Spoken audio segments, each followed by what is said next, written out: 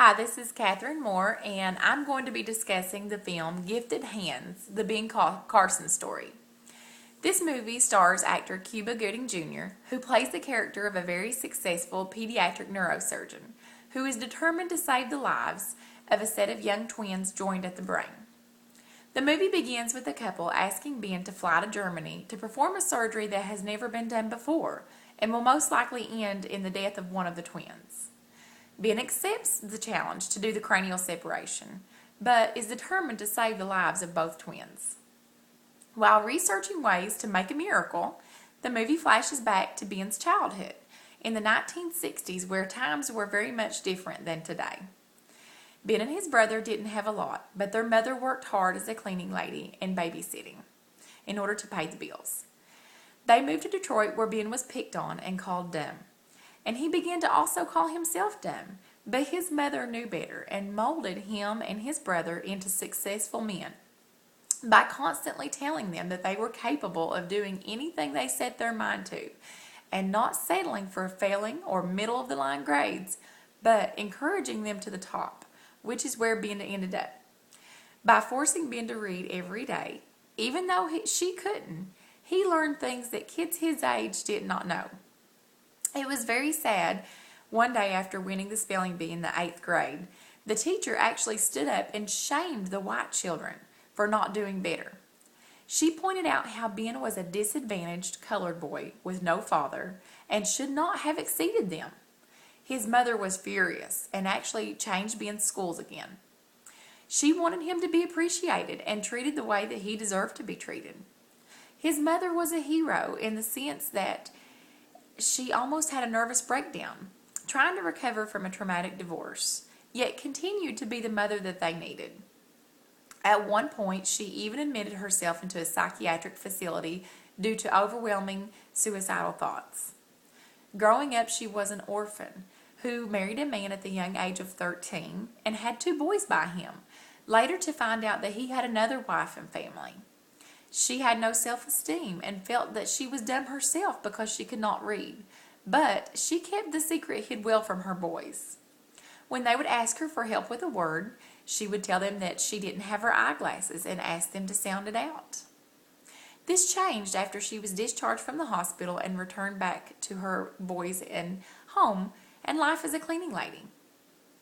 She began working for a professor whose wife had passed away, and upon entering his home, the first thing that she saw was an enormous library full of books and a television barely visible due to the stacks of reading material lying in front of it.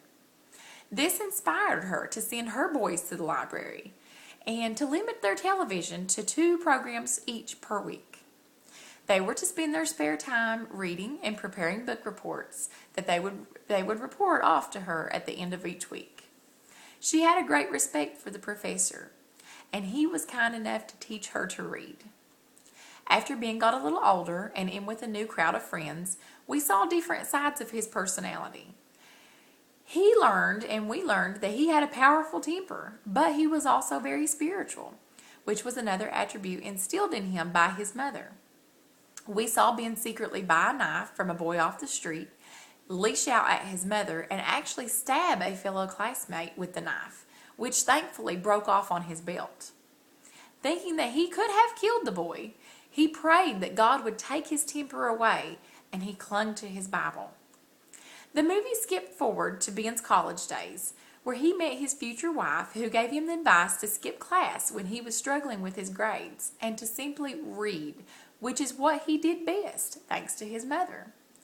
Her strategy helped him, and again we saw him raise to the top of his class and develop his dream of becoming a neurosurgeon and getting into Hopkins, which was the top school. Quick into his residency, his color was again pointed out by one of his instructors, but Ben didn't let it get him down. It actually did the opposite. It drove him to win over the nurses and perform procedures that someone of his age shouldn't have been capable of doing. He performed a lobectomy on a 4-year-old little girl who had over 100 seizures a day, which no other doctor could help. He would quote, "The brain is a miracle." Around the time of the lobectomy, Ben's wife became pregnant and lost a set of twins. This was devastating to Ben and his family. And we watched the movie lead up to present time when Ben was so determined to save the lives of the twins in Germany. Ben's mom, who was living with him and his family, reminded him that saving the twins wouldn't bring back his own babies, but that he had to do something. He could not do nothing. Again, she told him that he could do anything he would set his mind to, and that's exactly what he did. He had an enormous team of doctors and nurses set up to perform a 22-hour surgery. But we again saw the spiritual side of him arise before entering the OR. He asked the parents to pray. They seemed surprised at his request that a surgeon would believe in prayer, but that surgeon did believe in prayer, and prayers were answered. The movie was similar to my previous review of Patch Adams in that, regardless of background or attitudes, if one has their mind set on doing something and is determined, it is possible to get through all obstacles and reach their goal.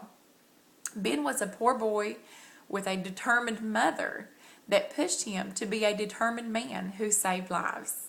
Needless to say, this movie was nothing short of inspiring. Thank you, and I recommend reading Gifted Hands, the Ben Carson story.